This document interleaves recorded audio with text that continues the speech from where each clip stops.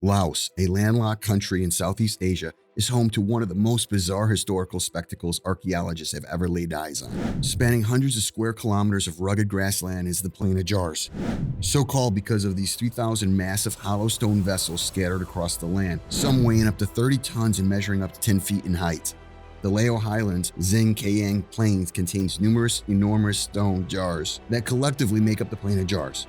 Each of the stone buildings, which range in height from 3 to 10 feet, 1 to 3 meters, and weigh up to 14 tons, is primarily formed of sedimentary rock. The jars' origins have not yet been determined, although archaeologists think they were first used between 1500 and 2000 years ago. Numerous academics have proposed that the jars once held food or served as funeral urns. The jars were made by Kun Kong, an ancient monarch of giants who lived in the highlands, according to local Laotian tradition. It is reported that Chung built the jars to brew massive quantities of Lao rice wine after winning a protracted battle. Before French archaeologist Madeleine Kalani started researching the area in the 1930s, the Plain of Jars garnered comparatively little Western attention. Despite earlier claims that the jars included items like axes, jewelry, and carnelian beads, the area had already been heavily looted by the time Kalani arrived. Despite this, Kalani found a nearby cave containing burned bones and other human remains, leading her to surmise that the jars were chieftain urns. The artifacts were discovered by Kalani, who then published her research in the megaliths of Upper Laos. Some of the items were estimated to date from 1500 BC to 800 AD.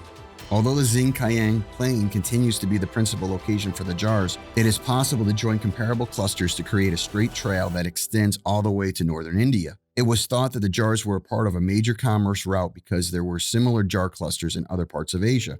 According to some academics, the jars contain monsoon rainwater that caravan passengers might utilize in the dry season.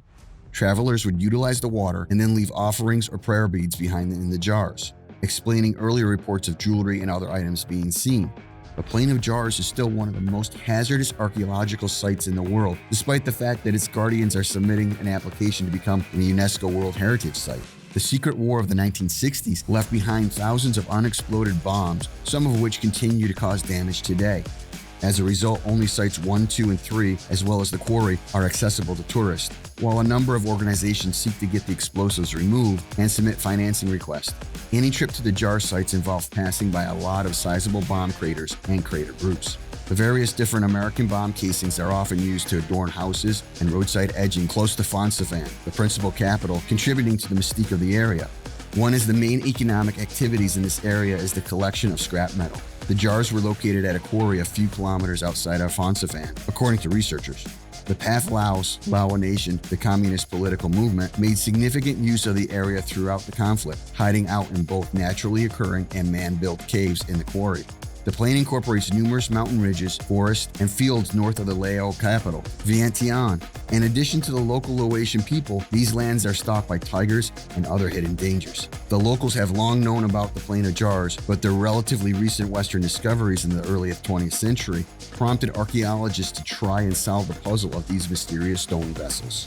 French archaeologists were among the first Westerners to study the jars.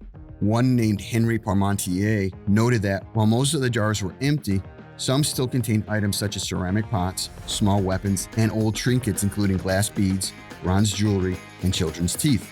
It was also noted that several contained remnants of human bones.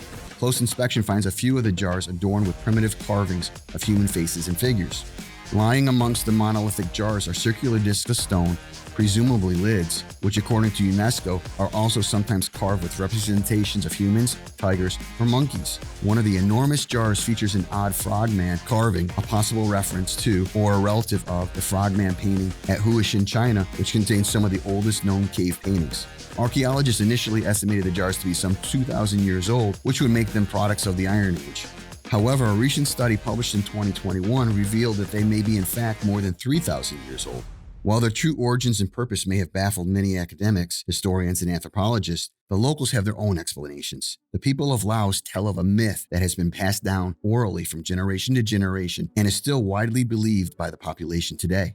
According to this myth, Laos was once inhabited by a race of giants led by their king Kuchang, who fought a protracted and difficult battle against an evil foe before winning. To celebrate and toast his victory, enormous quantities of rice wine called Lao Hay would be needed to brew and store the wine.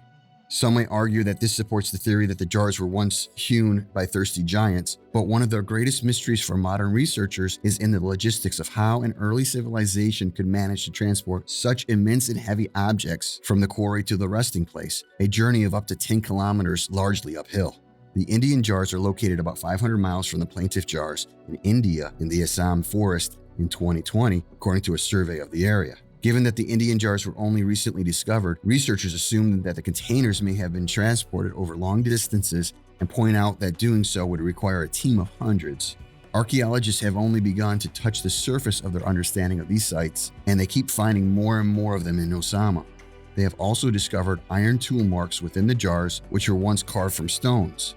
Although it is unknown how much of these Indian jars are similar to those discovered on the Plain of Jars, some experts have remarked that they too contain charred bone bits. The Assam region's gigantic stone jars' secrets are still a mystery, as are the specifics of how they link to their loud counterparts. The terrible ruins of the Laotian Civil War, also known as the Secret War, which took place between 1964 and 1969, when the United States Air Force targeted North Vietnamese and Lao communist armies in the region, have made it difficult to study the jars and Laos. During this time, more than 262 million anti-personnel cluster bombs were dropped. The jars have sustained significant damage, and several of them now lay broken or upside down in the explosives holes. The effects of this onslaught are still being felt by the local populace and the land today. The estimated 80 million cluster bombs that did not detonate out of the 262 million that were dropped instead lay on and around the Plain of Jars, providing a deadly hazard to anyone who veers off the recognized safe courses. Despite ongoing efforts to clear the plain of unexploded bombs, estimates indicate that less than 10% of the jars have been formally investigated. Movement in the area is severely constrained by the bombs, and efforts to clear them are slowly but ongoing. Modern judgments result in the terrible annual deaths of dozens of Laotians due to munitions. The Plain of Jars has never lost its appeal and is still one of the world's most significant archaeological research sites. As a result, in 2019, it was designated a World Heritage Site by UNESCO. Through advanced techniques like radiocarbon dating, geochemistry, and ground-penetrating radar, the current study is continuing to shed light on the jars' function, as well as the individuals who made them. It has also been discovered recently that while most of the jars are carved from sandstone, some are made from much harder stones, including limestone and granite, suggesting that the Plain of Jars has held ritual significance to multiple cultures for an extended period of time. This contemporary research finds that human burials took place on the Plain of Jars, with bodies being buried alongside the jars sometime between 700 and 1200 years ago. One successful theory, supported by some evidence, suggests that the jars served a practical purpose. They may have been made to collect rainwater during the monsoon season for use by travelers passing through later on in the year. A more macabre explanation suggests that the jars were part of an unusual burial tradition in some cultures. Dead bodies were traditionally buried above ground to allow the souls to pass to the spiritual world before a final resting place was chosen. There is no doubt that as technology and archaeological study develops, and as the remaining munitions are cleared, more information will continue to surface. Many tourists take one of the small, propeller-driven passenger aircraft operated by the government airlines from Luang Prabang to Phnom Penh. Cheap fares are offered.